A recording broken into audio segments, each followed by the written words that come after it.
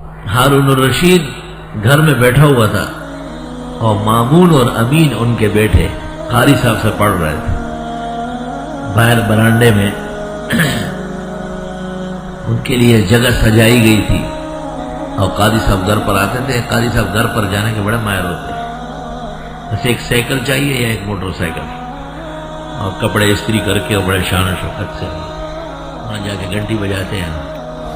پر اندر سے اکثر آواز آتی ہے کہ جی نہیں ہے بچے قاری صاحب. پھر قاری صاحب واپس مڑ جاتے ہیں.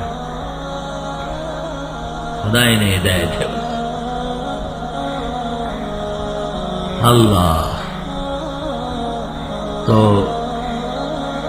سورۃ صف کی آیت آئی یا ایھا الذین آمنوا لم تقولون ما لا تفعلون. جب امین اور مامون یہ اس آیت پر پہنچ گئے تو قاری صاحب نے کہا کہ اس کو بار بار پڑھو اور اونچا پڑھو. تو بچے تو استاد جیسے کہیں ایسے کرتے ہیں.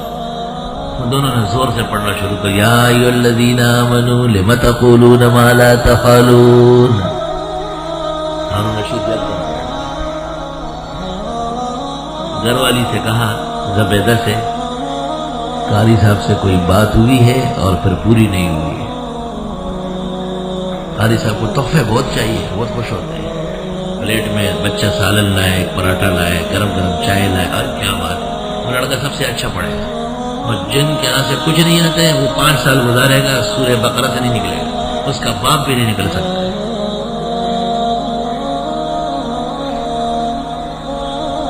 تو ہارون رشید نے اپنے سیکرٹری کو فوراً طلب کیا گھر پر, خزانچی کو. بھائی قاری صاحب سے کوئی بات ہوئی ہے؟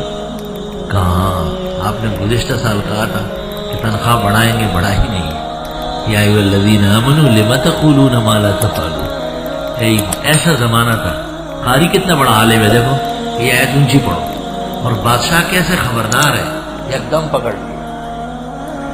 اس زمانے کے بادشاہ بھی ٹٹو اور قاری بھی لٹو پٹو, کچھ نہیں سمجھتا ہے. اور ڈانگوں میں ہوئی گی لڑکے میں سر کلاس کا بیان ہوئی. امام شافعی رحمت اللہ علیہ جب پڑھتے تھے بہت غریب تھے, غریب الحال, مفلس, مفلوک. تو قاری صاحب ان کو پیچھے بیٹھاتے تھے, تو پیچھے بیٹھنا, اور جو مالداران تھے ان کے بچوں کے ادھر بیٹھو. شافعی مجتہد ہو گئے زمانے کے. تو قاری صاحب جب آتے تھے تو بڑا احترام کر, استاد تو استاد ہے, احترام کو فرض ہے. کسی دن قاری صاحب نے کہا کہ آپ کون ہیں, میں تو جانتا نہیں ہوں. میں بھی آپ سے پڑھ چکا ہوں, مجھے یاد نہیں. کہ اس لیے کہ میرے پاس کچھ تھا ہی نہیں, غریب آدمی تھا. تو امام شافعی نے شعر کہا ہے, وہ شعر آپ کو سنا رہا تھا. ان المعلم والطبیب کلاہما. ہونا تو چاہیے تھا عربی قاعدے میں کلیہما, لیکن وزن کی وجہ سے کلاہما ہے نسخے میں. ان المعلم والطبیب کلاہما لا ینصحان اذا ہما لم یکرما. 2 آدمی ایسے ہیں, ایک معلم بچوں کو پڑھانے والا اور دوسرا طبیب ڈاکٹر. جب تک آپ تحفے نہیں دیں گے کبھی بھی خیال نہیں رکھیں گے. جس بچے کو جلدی پڑھوانا ہے صبح و شام قاری صاحب کا خیال رکھو. آج رومال بھیجا, اگلے ہفتے کو بہترین ٹوپی بھیجی, چپل بھیجے, لفافے میں کچھ ڈال کے بھیجو. کفر تو نہیں ہے. اور چیزیں خرید رہے تو نوٹ ہی بھیجو. قاری صاحب سے پوچھا, قاری صاحب کیا چیز کھلایا آپ کو؟ تو آپ بہت خوش ہوں گے.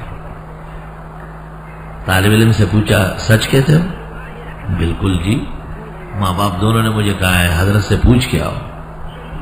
دیکھو سب سے اعلیٰ اور بڑی دعوت, بہترین پیسے لفافے میں ڈال کے لا کے میری جیب میں ڈال.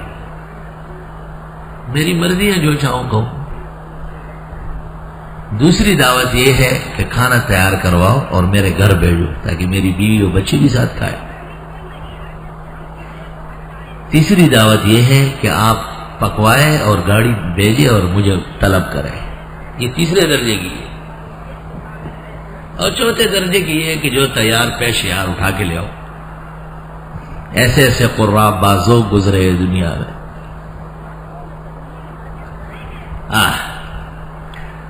قاری صاحب غریب کی بینائی نہیں تھی, نابینا تھے.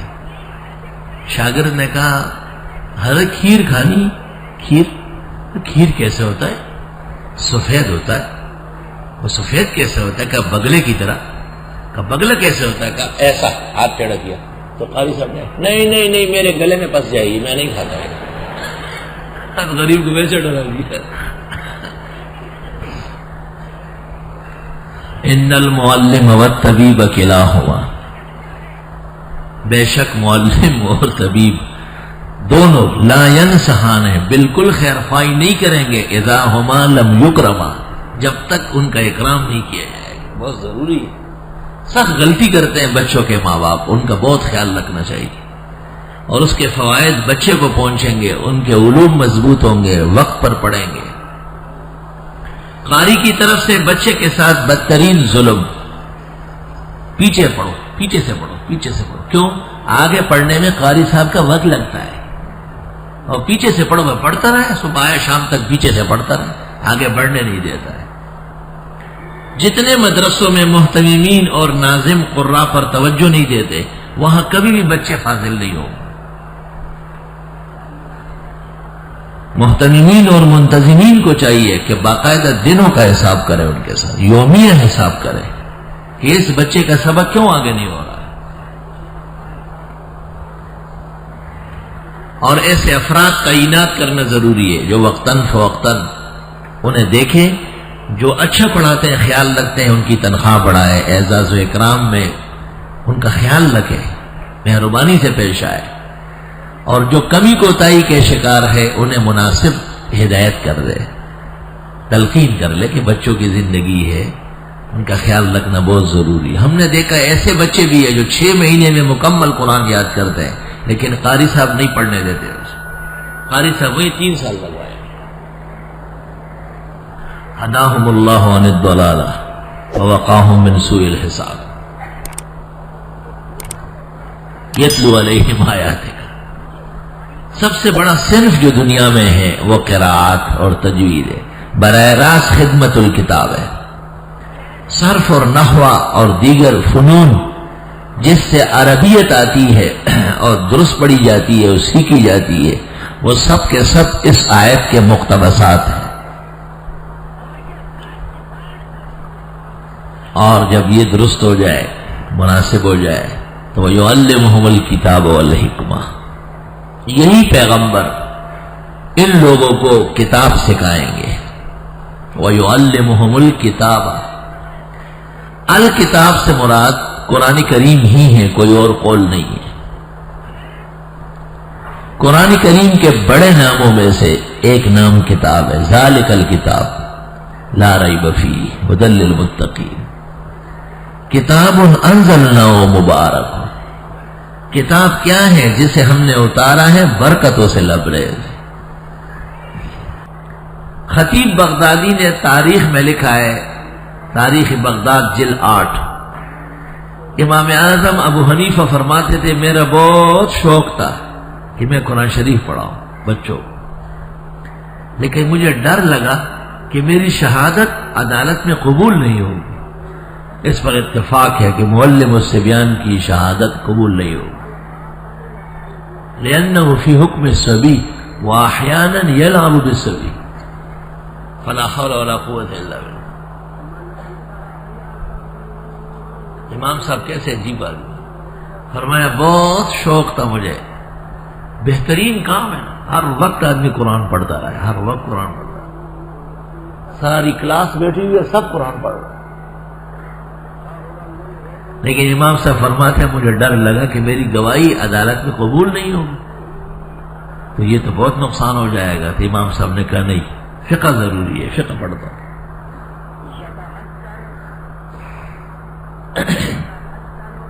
بہرحال بچوں کے جو اساتذہ ہے یہ محترم و مکرم ہے، خاص کر ہمارے اداروں میں جو حفاظ قراء، یہ تو علماء ہوتے ہیں، اکثر فاضل ہوتے ہیں، کتابیں پڑھ چکے ہوتے ہیں، اللہ انہیں بڑی احتیاط نصیب فرماتے ہیں اور بڑے متقی و پارسا ہوتے ہیں. قاری فتح امامت صاحب رحمۃ اللہ علیہ، حضرت مولانا مفتی شفیع اور حضرت بنوری ان سے دعا کرواتے ہیں، ختم کے موقع پر خاص کر قاری صاحب دعا کر رہے ہیں. عام کو سے نابینا تھے، شاطبیہ کی شرح لکھی ہے 14 جلدوں.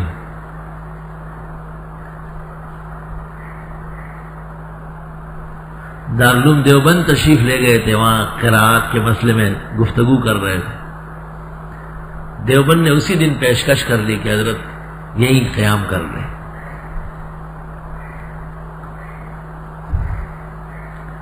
اور پورا پورا قرآن پڑھ کر سناتے تھے، ایک غلطی نہیں آتی، ایک ایک محفل میں پورا قرآن پڑھ لیتے۔ اللہ تعالیٰ نے بعض قراء کو اور حفاظ کو بڑی صلاحیتیں اور بڑے شرائف اور فضائل سے مالا مال فرمایا۔